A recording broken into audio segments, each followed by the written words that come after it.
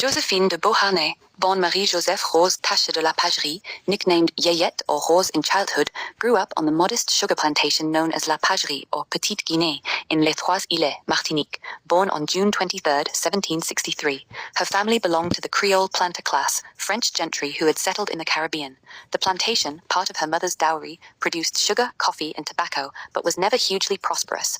A major hurricane in 1766, when she was about 3, destroyed the main family house, forcing them to live for years in the stone sugar mill building, which was adapted into a modest residence. A carefree, tropical upbringing.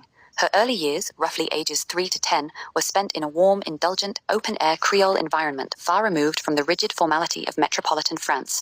Historians and biographers often describe it as idyllic and happy-go-lucky for a child of her status, marked by freedom, sensory pleasures, and affection rather than strict discipline or heavy academics. Sweet tooth and daily delights. Young Yayette had a notorious love for sweets. She frequently haunted the cane fields, chewing on fresh-cut sugarcane stalks for their sweet juice or drinking cane syrup. This habit damaged her teeth early, notably causing a cavity in a front incisor, leading to her characteristic closed mouth or enigmatic half-smile later in life. She continued to enjoy tropical fruits and sweets, and much later at Malmaison, she grew sugarcane so her grandchildren could experience similar joys. Play and companions. She played freely outdoors with her younger sisters, Catherine Désirée and Marie-Françoise, and the children of the enslaved workers on the plantation.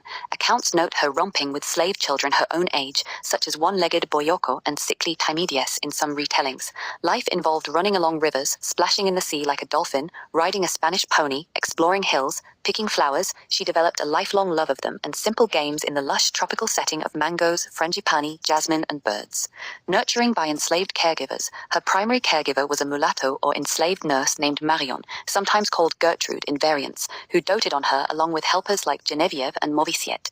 These women pampered her, bathed and dressed her, and provided constant attention in the custom of Creole households. Yayette formed close bonds. Years later, as empress, she secured Marion's freedom and arranged a pension for her. She also had ties to other figures like Euphemie, possibly a half-sister via her father. The environment fostered a spoiled yet sweet-natured personality, capricious, sensual, affectionate, and pleasure-loving, shaped by the easy tropical tempo, abundant slave labor catering to her whims, loose cotton clothing, and minimal restrictions. She absorbed Creole songs, stories, and a love for nature and flowers from her surroundings and caregivers. Education and transition. At around age 10, after a mild smallpox bout, Yayette and her sister were sent to the Dames de la Providence convent boarding school in Fort Royal, now Fort de France. There she received a basic education typical for Creole girls: reading, writing, singing, dancing, embroidery, and some manners. Nothing rigorous. She spent about 4 years there before returning to the plantation after her sister's death in 1776.